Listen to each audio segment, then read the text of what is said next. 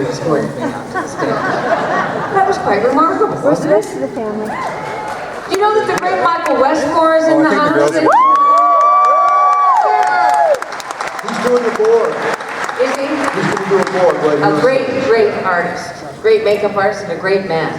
So, how long do I have, Adam? Are you gone? I've got about 45 minutes. So good. We can talk about everything. Do you want to hear about sort of the last year of my life?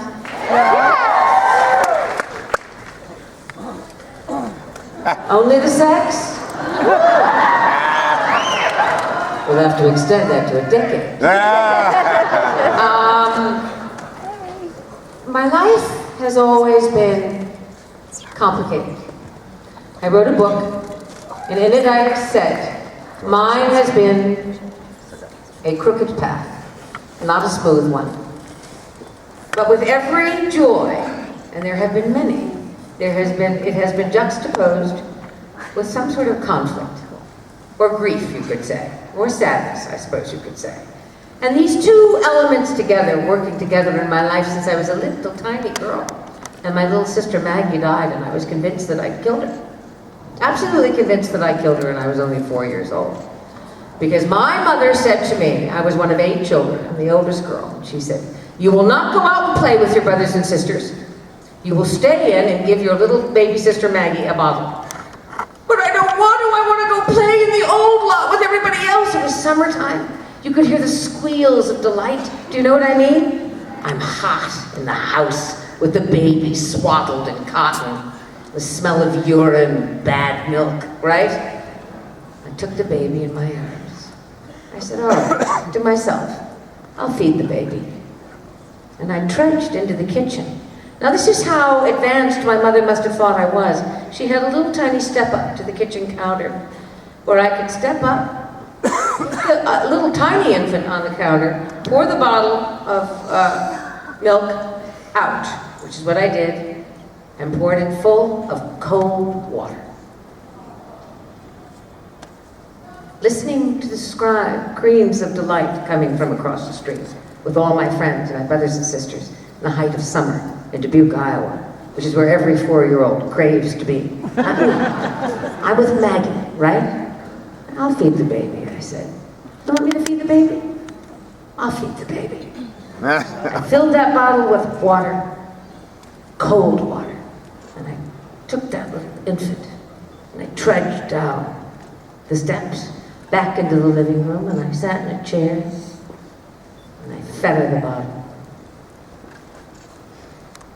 1 month later, she was dead of pneumonia. And to this day, it is my greatest conviction that I killed my sister Maggie. Of course, I had nothing to do with it. She didn't even take a sip of the water. But in my little mind, that is it. And in the moment that I knew that, I knew that there was nothing going forward that I would not do for my mother. The two things happened in juxtaposition, and they formed my entire character. For every bad thing that happens to me, it's big. Something marvelous is going to happen that's even bigger. It has absolutely shaped my character, my destiny, and who I am. But it always has to do with love, and it always has to do with passion. So this past year was Orange is the New Black, a gift from the gods, right? Who would not love her? She's Russian, she's tough, she's got a heart of gold, she's terrific, she's complicated, complex, right? This character, she's the opposite of Janeway, you might think, except she's very smart. She's excellent, actually. She's got true mettle. So I've got her for 6 months of the year, and that's an actor's paradise. And then I went to Ireland. I went to Ireland to see if I could find a little cottage in the Connemara Hills where I might write my next book, right? I have a friend in New York who said, I've got a place in Connemara. Go on over, take a look at it. I'll rent it to you cheap. I went over. I drove up the hills on a road winding past. You know, are you Irish? It's so beautiful there in Galway. I meet the guy who's got the key to the cottage, and he says, I'll take you up now. Sure, they haven't been here since they bought the place, 7 years ago. I walked in and 10 dead mice fell from the ceiling. You think I'm kidding? 10 dead mice. I said, where does one actually sleep? Oh no, I don't know. They didn't say a thing about sleeping, no. You were to be fishing. I said, I was to be fishing. No, I was to be writing. He said, you mean you were to be scribbling? I said, you know, there's no talking to you. He said, you can say that again, let's go have a pint. So off we went. But I was miserable and despondent because I knew the cottage was a mess. It was derelict. And there's no way I was going to be able to write there. So I was with my great friend, and I said to him, I'm blue. He said, well, I'm going to cheer you up. I'm going to take you to Ashford Castle. Oh, there's an Irish woman in the house, sure she is. I'm going to take you to Ashford Castle for dinner tonight. Oh, beautiful, beautiful castle. So we drove in, and he said, you want to go right into the dining room? Or would you like to have a drink in the Prince William bar, right? Which is blue velvet. I said, do I look like I'm dead? We're having a drink first, right? We went into the bar. I didn't get 1 foot in that door, and I heard Katie Mulgrew. And I turned, and it was Linda Hope, my friend.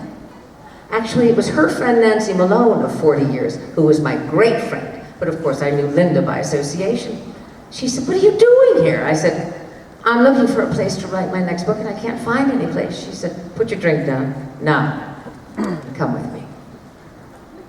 We drove out those beautiful gates, through those foothills that are resplendent in that blue, blue light of the waning afternoon, down past Altnanur Castle, and through iron gates, into what looked to me like the most beautiful thing I'd ever seen. An Irish manor house, or you could call it a cottage, I suppose, on Loch Corrib, arguably the most beautiful lake in all of Ireland, on 10 acres of land. And she said, here's the key. It's yours. So I have my house in Ireland, and I'm writing my book. So you see how it goes? There's always this and there's that. But there's always, to my life, an element of a fairy tale. And even as I stagger into the last vibrant chapter, I realize that most of my life has been mystical. And there's no explaining that, ladies and gentlemen, or understanding it. But I wouldn't change it. And that perhaps is the most confounding thing of all. But I'm very happy that my name is Katie Mulgrew. And I'm very happy that I had the parents that I had. And I know that life is full of sadness, but boy, oh boy, it is full of something else. I sometimes stand looking out at Loch Corrib. I have a pair of swans who come up, they walk up, and then the wonderful wildfowl are taking off. It's foggy, it's raining, it's cold, it's bleak, and through that comes the sun, and over that is the rainbow. And I find myself just sobbing, because it is an absolutely, inexplicably beautiful world that I have lived in. So, that's the story of my life in the last year. But I'm going to take questions because we don't have a lot of time, right? So I'll start with you, madam. Good afternoon. In your book, Born with Teeth, you say, it's a curious truth that when an actor is present on the set, she is somehow acquitting herself in a professional manner, whether rigidly awake or fast asleep. Would you mind elaborating on that? Yes, I know exactly what I meant. It's interesting because that is, and you're a smart girl to catch it, because that's a bit of in-house. I was using a vernacular. I am old school, ladies and gentlemen. I'm an actress who was trained by the great Stella Adler. I was trained at the age of 17. And I know what good training is. And I have been held up by the foundation of discipline all of my life.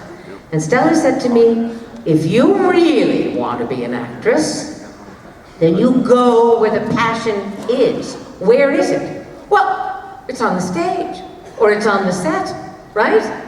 Or it's in the rehearsal studio, but it's not in your dressing room calling your agent and manager and making a million demands about why you're not better paid, right? Or why you don't have a nicer dressing room. or why everybody doesn't adore you. Knock it off. Get on the soundstage, sit in your chair. I don't care if you're exhausted. Say nothing, hold your script, and wait till it's your turn. But the running and the fetching and the waiting for these actresses, these young kids now, it's unbelievable. So that's what I meant. You can sleep in your chair on the soundstage, because when they say, Kate, you're on your feet and you're up. But it takes 15 minutes if you're waiting in your dressing room. And now they do that, and I don't understand it. And frankly, I find it really irritating. Thank you very much for that question.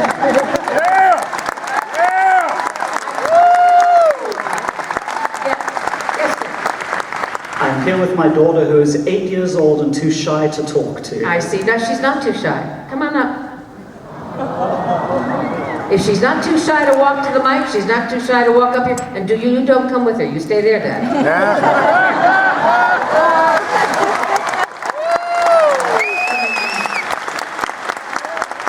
Does she look too shy to you?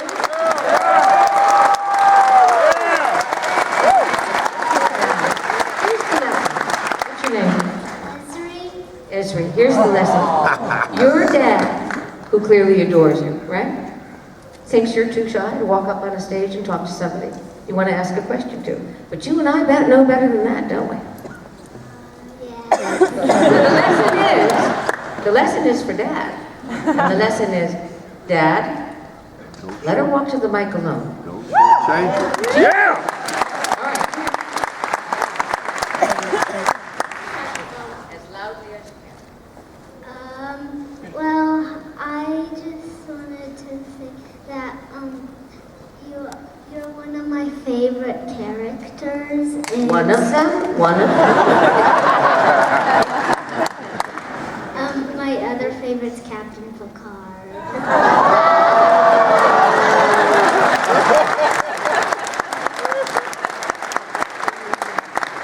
You can't win them all. She told the truth! What are you going to do when you grow up? I want to be a vet. A vet. Very good. Are you going to be a good vet or a great vet? A great vet. I want you to have a good life, and the next time you want to ask a question of anybody, you say to your father, I'm going alone, Daddy. Thank you very much. See ya. Okay?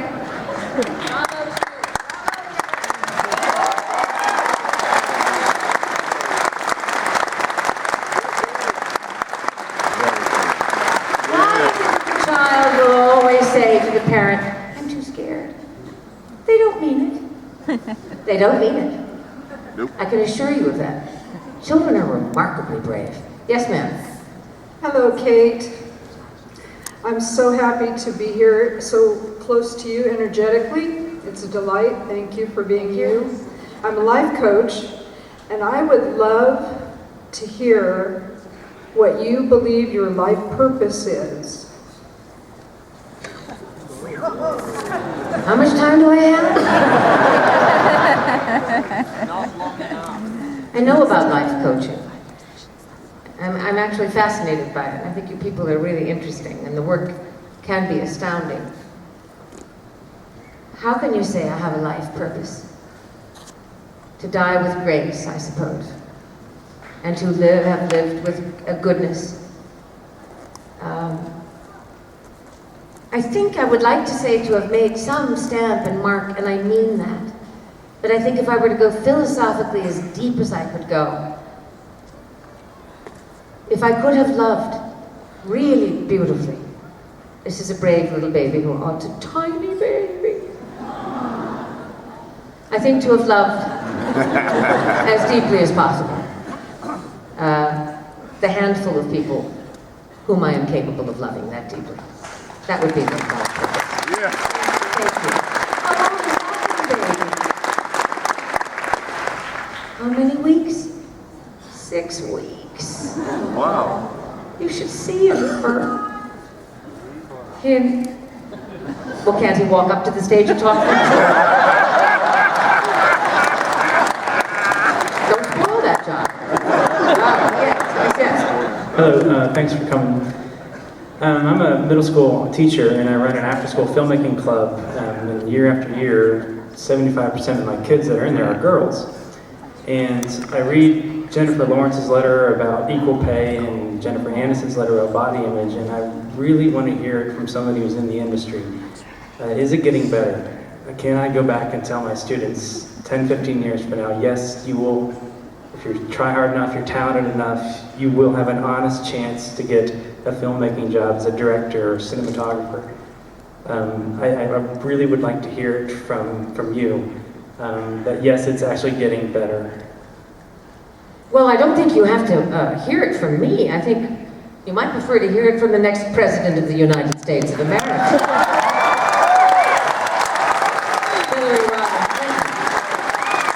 Oh, honey, things are getting better. Yes, they are. In the film industry and television industry, things seem to be changing at a phenomenal rate. Netflix is the brand that I think is revealing this more than any other. Orange is the New Black.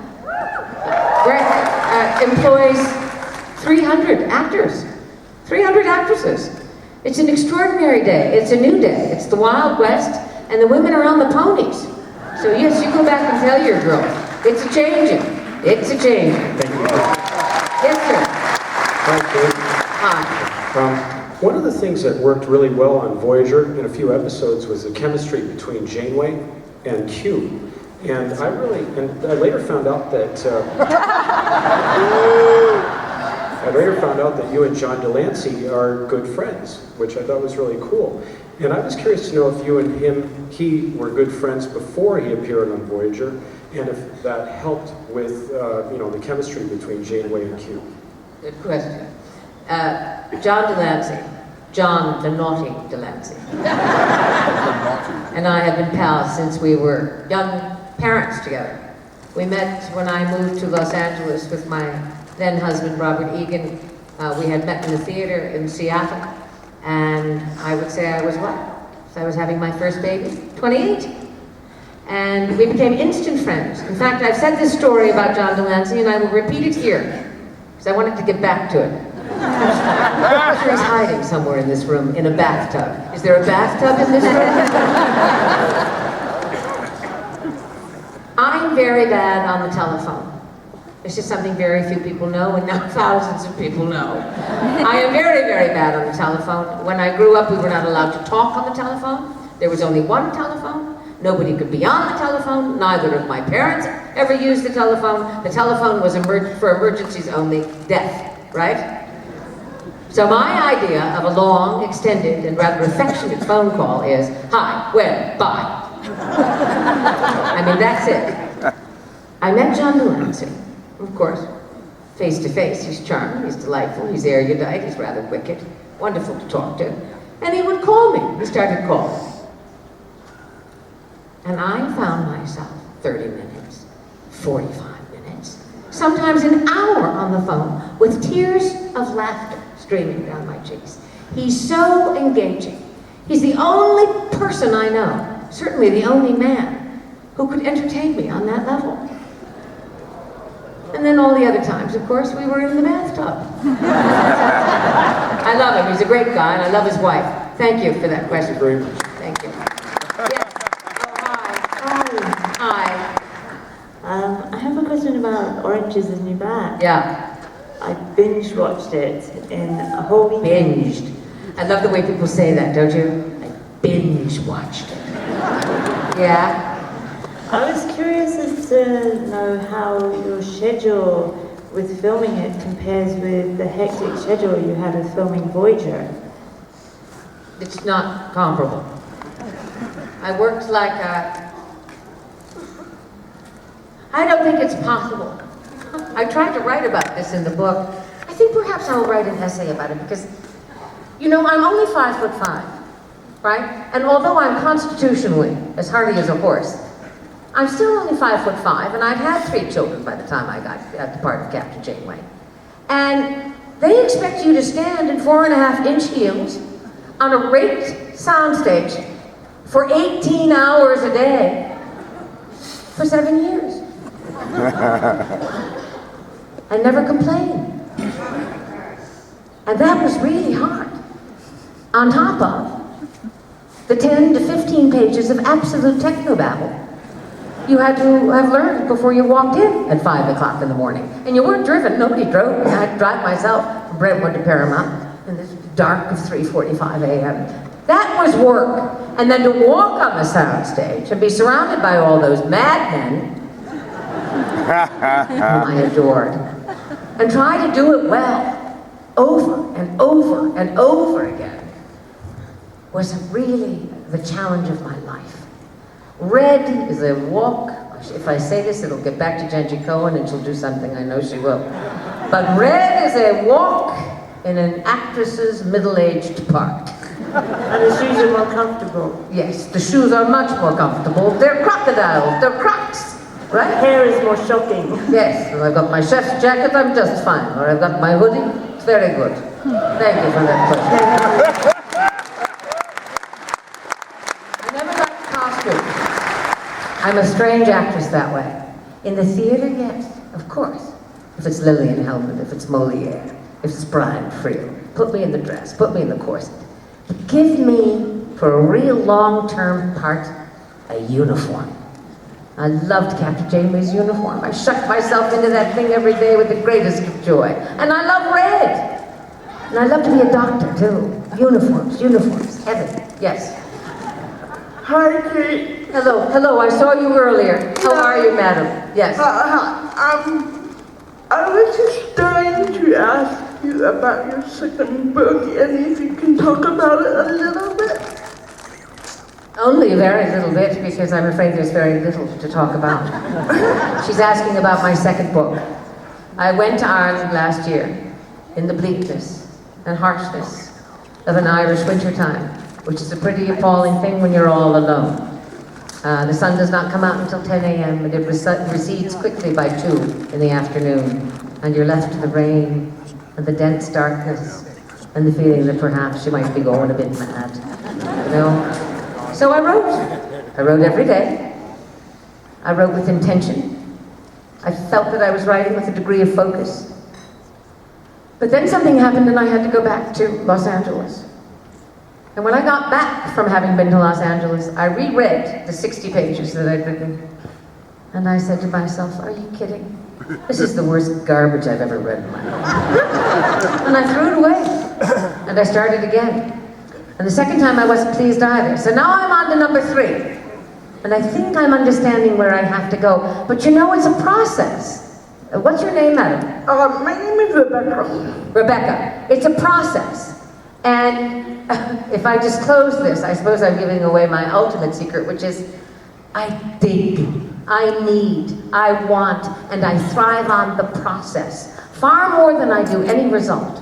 So it's the fact of going there and sitting at my desk while it rains and haunting my imagination with what it is I want it to be haunted by that is more provocative and compelling to me than the actual realization of the book itself. So thank you for that question, and aren't you sorry you asked it? Well, there is coffee in that nebula, so good luck with you, Rebecca. Thank you. There's coffee in that nebula. Thank you, Rebecca. You're a good one. You know it? Yes. Hi, Kate. My name is Lindsay. Take it down, darling, to your mouth. My name is Lindsay. I've been waiting to meet you my entire life. I just wanted to tell you that you are such an inspiration to me and you give me strength. A few years ago I was deeply depressed and my life fell apart. And then I started watching Voyager again and it gave me the strength to get out of bed and to leave the house and to move on with my life again. So I love you and you've saved me. I just adore you. I didn't say to you, sweetheart. Your own love of life saved you. And that's why you're crying right now. Yeah. If you love life. You love life. You were in a bad spot. You were in a bad slide. You turned on the television one night, and there was a woman playing a captain of a starship. And you knew that she was loving what she was doing. It's not Janeway, it's Kate. What? It's Kate. It's not Red, it's not Janeway or Cove or anybody, it's Kate. It's you. I don't want to accept it, but I'm afraid I will. That is a glorious and flattering thing to say, and I'm going to take it home and I'm going to cherish it. If I helped you in any way, nothing greater could I do. Thank you. Thank you. Thank you.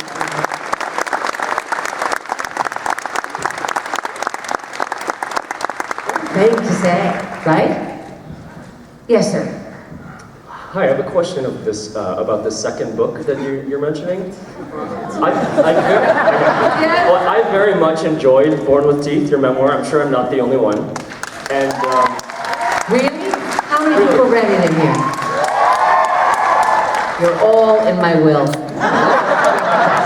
Yes. So my question is this second book you keep referencing, is this a follow-up to that, or? I mean, I ask because you finished Actually, several. it's not a narrative. It's a novel. Okay. But it's very close to the truth, as all novels are. And it may again go off-road. Do you know what I'm saying? Yeah. I don't know. I will return in January and see where I am. But I'm hoping. What's your name, sweetheart? Stefan from Alaska. Oh, from Alaska. Something wonderful happened to me in Alaska once. Do you want to hear it? Yes, Where do you live in Alaska? please. Anchorage. Anchorage, that's where it happened. I was very young. I was very pregnant. I'm 28 or 29. My boys are Irish twins, 11 months apart. So I had one, and I was 5 months pregnant with the second one. And they couldn't get anybody to play the Katharine Hepburn role in Philadelphia Story at Anchorage Rep in Alaska, so they hired this 5 months pregnant. I'll do it. And you know how she did it, you know, she's all 6 feet of her, and she was very wonderful. And she talked like that. She was as thin as a bee. Absolutely marvelous. And I came on the stage, you know, and a dead silence filled that theater. There wasn't a woman in there. Full of dangerous men with no fingers. Very few teeth. And they're looking at me. They loved me. And when it was over, they'd stamp like this. I never felt so feminine in my life. What was your question? Or maybe eventually a follow-up to Born with Teeth. There will be a follow-up. I think there will be another narrative, but first I'm going to do this. I'm going to deviate and do this little novel. I look forward to both. Thank you very much. Thank you. Thank you. Thank you. Yes. Good afternoon, Miss Mulgrew. There is something I was wondering, sorry for my English, I am from Colombia. For many years, I was wondering, Kate Mulgrew, what do you think about the death of Tuix? The character Tuix. Of Tuix. What did I really think about it? Yes, ma'am. Shoot me, guys, but not much. He wasn't a happy guy, that actor. So it wasn't a happy set. Do you know what I mean? If I can't engage with my actors and my partners, I can get a little prickly myself. So what did I think about the death of Tuix? Yes. Probably thought, high time. Thank you very much. Yes. Hi. Who are you? Olivia. Olivia. You look like an Olivia. Bring the mic down to your mouth, sweetheart. Okay.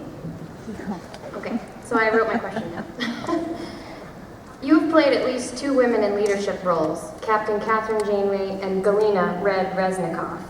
These women are vastly different, and yet they share some key characteristics: bold, strong, and loyal, to name a few. Do you think that you are drawn to these types of women, or do you think that you bring some of these characteristics to their characters, and can you talk about them a bit, along with yourself? Yes, I'd be happy to, and that's a good question. Thank you. And it speaks to what I've always thought was the main difference between camera work and theater work. In the theater, I can play anybody. I really can. I can play a young boy, right? I can play a horse. I can play a mad woman. I can play a derelict. But the camera is a clinical instrument, and it knows who you are. It goes, in fact, to your very essence. And so, of course, I have always been hired on film to play strong characters because I'm essentially a strong personality. It can't obscure that, the camera. Do you know what I mean? And it likes it. So it will be attracted to that. And then it will ask you to soften certain other angles. But it's picking up on how I live, what my essential elements are, and how I manage to survive. And I think that I am rather strong. I know that I have a very strong personality. And I think I have a modicum of courage. And I know that I have a great longing to live. And so did Janeway. And so does Resnikov. You know, they really want to. She's not in that kitchen screwing around. I really want to make that chicken Kiev. Like you never had it before. This guy's looking at me like, what are you talking about? I want it to be good. I want to feed. And so did Janeway. And so did Mrs. Colombo. And so did Mary Ryan, right? They were strong. And I think that they had integrity. And they had guts. So that's what the camera does. But on the stage, I'm free to do whatever I want. And I love them both equally. Thank you. Thank you, Olivia. Very nice. Yeah. 4 what? 4 minutes to live? Do you imagine that? I watched a movie about the Holocaust the other night. Where they took a man out and they gave him 5 minutes to think about it. He could change his mind and exchange his life for someone else's, and he didn't. 5 minutes to say goodbye. Pretty interesting. Yes, ma'am. Hi, thank you for coming. I'm delighted to be here. I so admire you and adore you, and even though you may not accept it, you are my guru, so I just wanted to tell you that. Thank you. And thank you for all your wonderful work and your beautiful person, the beautiful person that you are. Thank you. Oh, she's just giving me a compliment. How nice. Thank you. It's lovely. Lovely. Free. Yes, ma'am. Hello. Hi. Hi. I would like, this is regarding Voyager. Voyager dealt with a lot of complicated alien races, like the Vidians, and then The Vidians. Oh, yeah. My favorite. Take those guys down. And 8472. Remember 8472? What do you think 8472 really was? It was a tall pole with a green tennis ball on top of it. I'm sorry, what's your question? My question was about when you had to deal with the Kazon. What were your thoughts on that species that you could not reason with them? They were unbearably patriarchal. I want to know what you thought when you were doing Kazon episodes. All I could think about when I was doing the Kazon episodes was Robbie McNeil telling me that remember the king of the lead guy, the lead Kazon guy? That Robbie McNeil told me that he had been locked in a porta potty with the guy next to him. In the second porta potty, with like a little window in between so he could not see but hear everything. I mean, I'm sorry, kids. But we were out in the desert shooting on location. And Robbie said, so I'm just, doing what I'm doing. And I'm hearing, and the smashing of the door. And then, and Robbie said, I froze. For 10 minutes this went on, and I sneaked out of the porta potty. And he said 2 minutes later, the door smacked open, and it was the king of the Kazons. From that moment forward, every time I looked at the Kazon, I went, everything come out all right?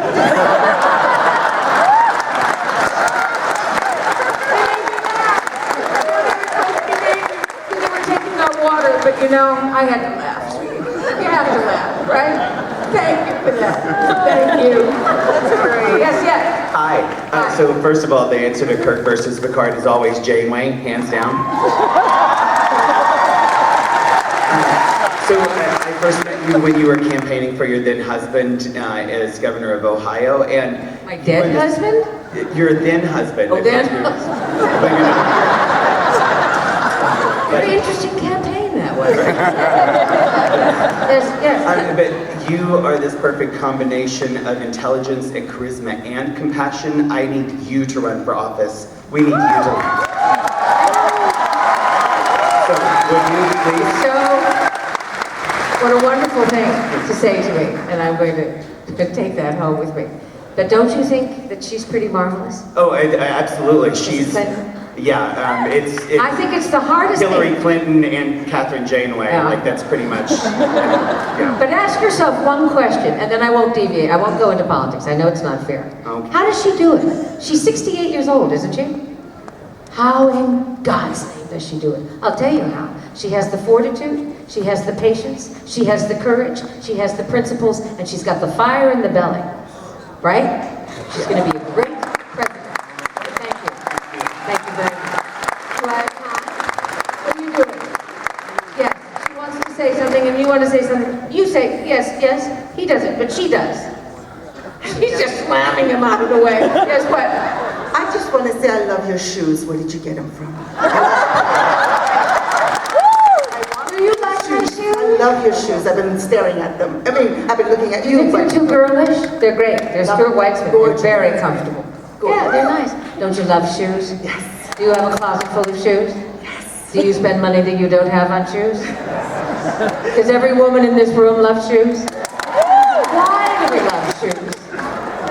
Look, we're all doing the same thing. We all got the same look. You guys just went.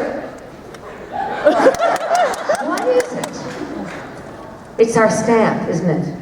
We get to wear these shoes. Thank you for liking my shoes. That was your question? I wanted to know where you got it from so I can go. Stuart Weitzman, New York City. That's where I live. Yes. Thank you. You want one, sweetie? I think this is the last question, is it? Why do I keep asking the band? Is this the last question? Yes, what is it? Oh, thank God.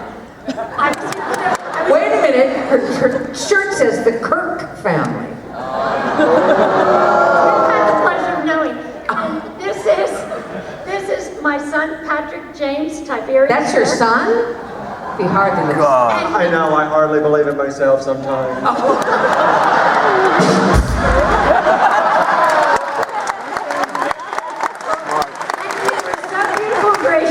Many years ago when he was a little smaller, but you hit it on the nail with feminism. It kind of doesn't exist because we are who we are. My mother was the head of immunochemistry at Walter Reed for 21 years.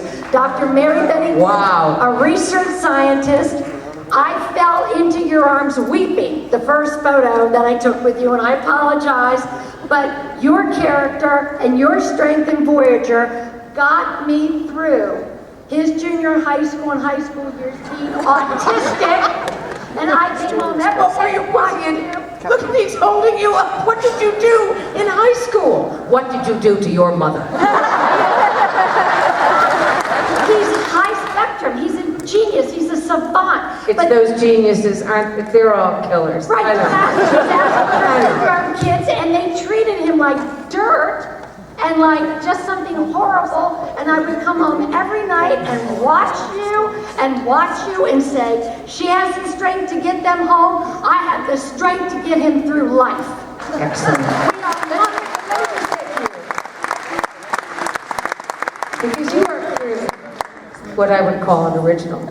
You may have been watching me, but that boy was watching you.